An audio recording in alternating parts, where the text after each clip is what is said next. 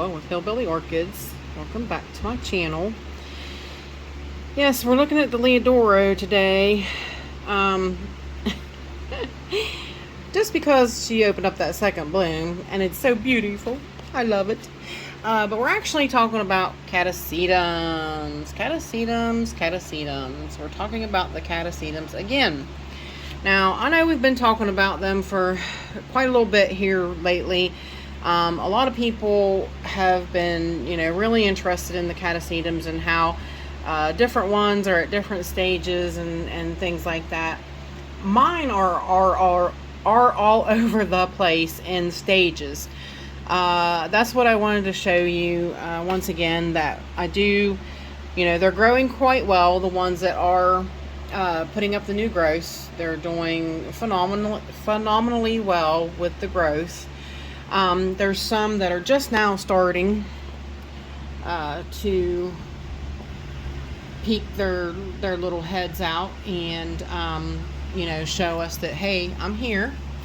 So but I wanted to pull a few of them over to the table and talk about them again, as to where they're at in their middle of their growth right now, and the fact that it's still going to be quite some time before they get any water. So but like here, there's the Fred Clark After Dark doing really good, really putting out a lot of roots, a lot of new roots. So that means these roots here are probably just done for. They're probably no longer viable, but you see she's going to have quite the root system once those all get down into the medium, and then it gets ready to be watered. Once it gets watered, then look out. Once they get watered, they really take off. So but yeah, let's head over to the table and we shall take a look at some Catasetums. Alright, here we are at the table, and we're talking about Catasetums and the variations of where they're at in the growth cycle right now. Now, everybody's still dormant. Here is my Taiwan Gold, the one that had to have massive amounts of surgery this past winter. The new growth is coming up looking really great. Got a lot of new roots coming. So really, just doing phenomenally well. This old growth is pretty well absorbed. The surgery spot is looking good. Don't seem to be having any issues out of it. So we're just going to let that growth grow and progress and see how things go.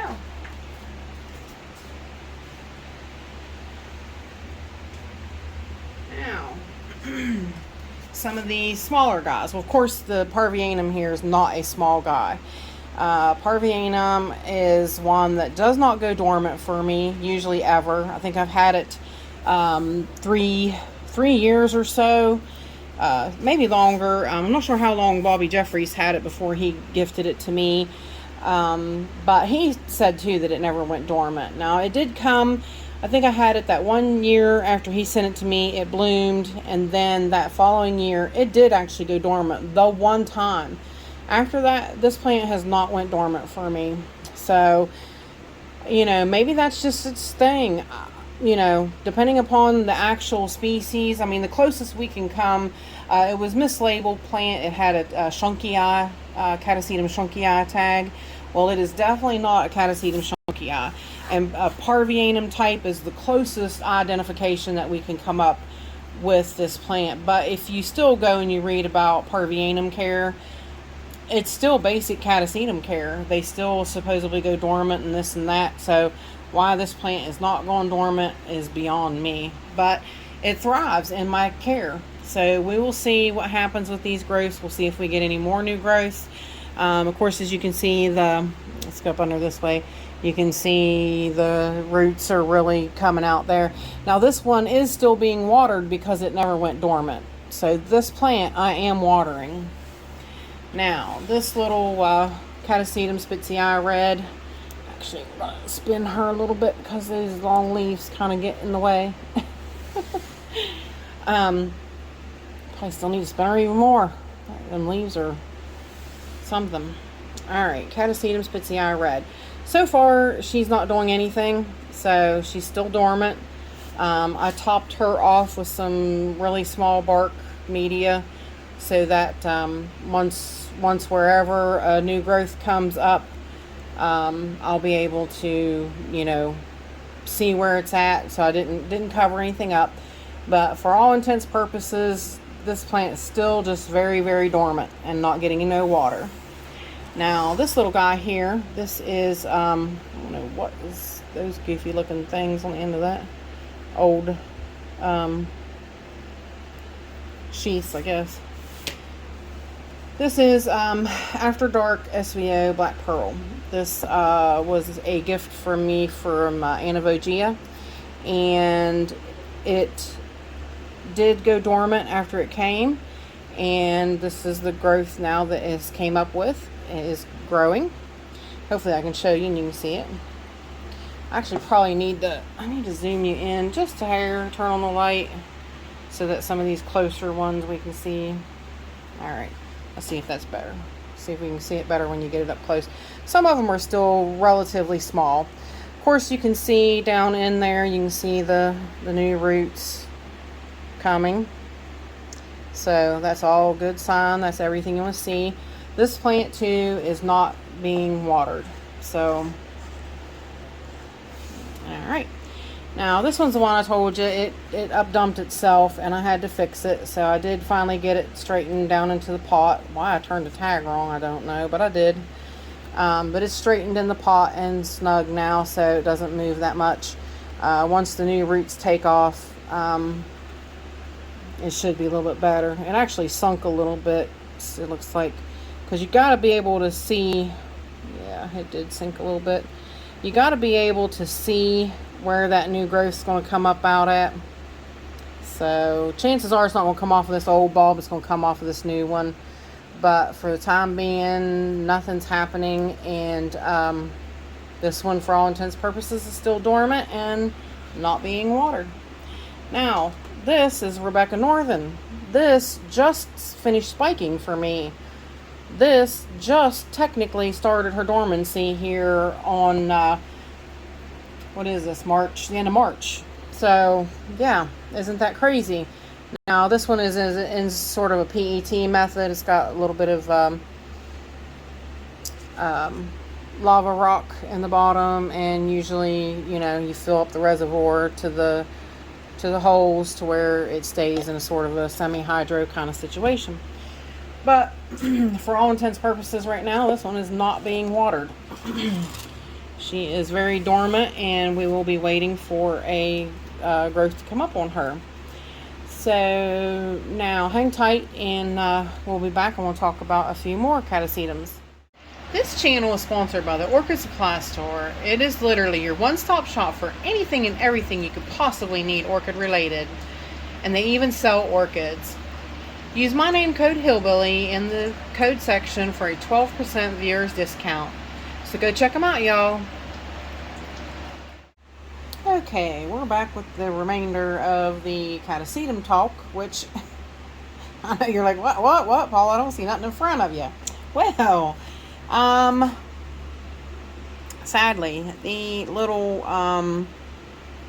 Wine Delight had to be cut again. It got a little too squishy at the end, so I had to fix that one. So that's not even the worst of what just happened. So let me show you. Now, you guys, if you watch the channel regularly, you know that I just got bombarded with ladybugs.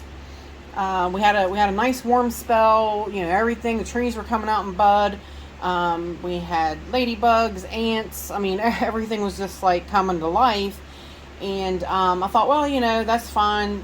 Let them go through, eat whatever, bugs I may have. Because I was getting ready to spray. I was going to spray everybody. And I thought, well, no, how's that? I don't want to spray and kill the ladybugs. So let's just hold off. So I did. Well, now, unfortunately, I'm having some larval thrips.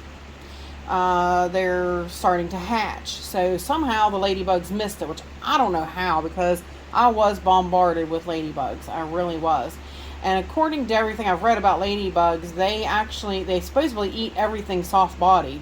They eat the soft eggs, they eat the larval part, everything. So I don't know how things got missed, but they did.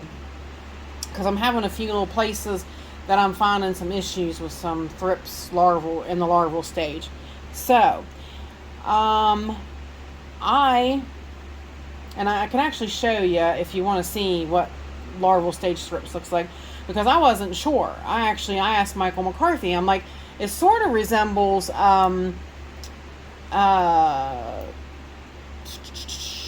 spider mites, sort of, but it's like a trail.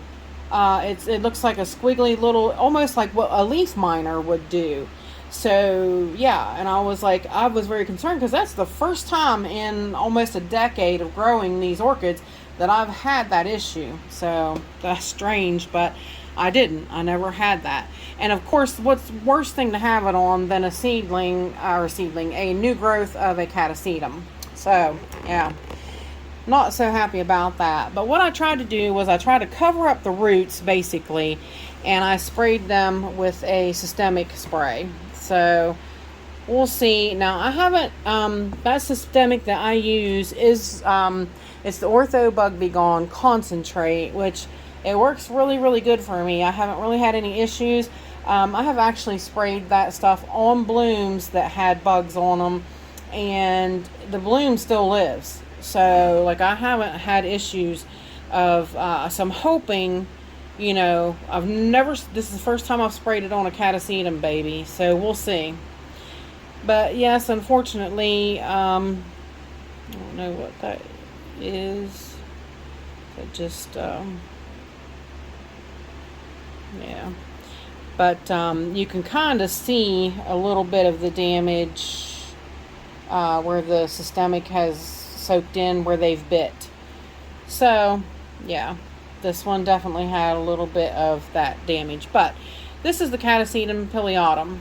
Anyways, as you can see, I did get a little bit on the roots, but that really shouldn't be enough to hurt it. So but definitely got some good roots growing down and looking good. And this one is not being watered at this time.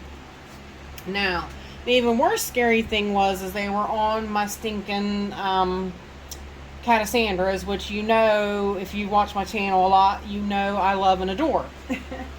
With everything in me, I love and adore these guys. So these guys have been, a real comeback story for me. And for them to have thrips, yeah, once I pulled it out, I instantly knew what was going on. You could see, you see how it's kind of like a trail. Oh, I'm just so mad that they were on these guys. And you can see this damage right here. Now I have some other things, and see, you can definitely see that trail right there. But I have some other plants that you can really, really see the damage that they were doing. So yeah, and I actually, when I pulled this one out, I actually caught one running back through here. And I squished him. I'm like, well, you're done. You are done. And I actually spilled this one, so I've got to put some more bark around the base of it. But that is the biggest Catasandra. And I'm like, yeah, of course it would have to be the biggest Catasandra that had an issue. So,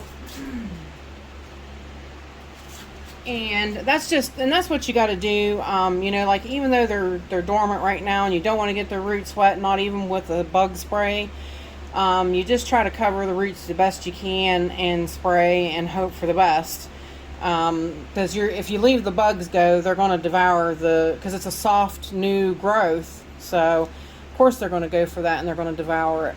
So this one here got sprayed as well, and this one, of course, as you can see, is the smaller of the two Catasandras. But it got a little bit of spray as well. Like I said, the roots got covered up, and it don't look hit as bad so far. So good. So I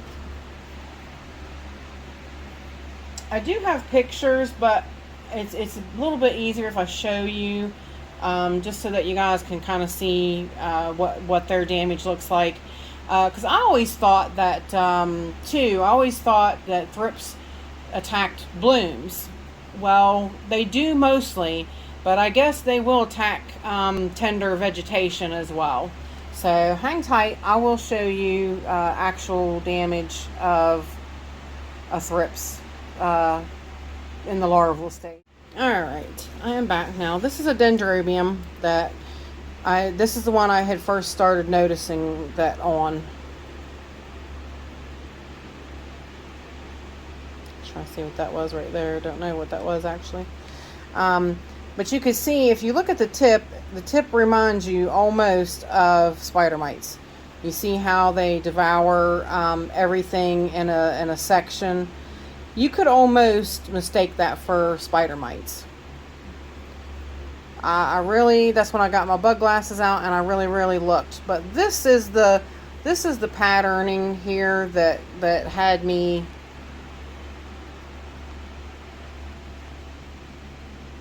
See if we zoom in a little better.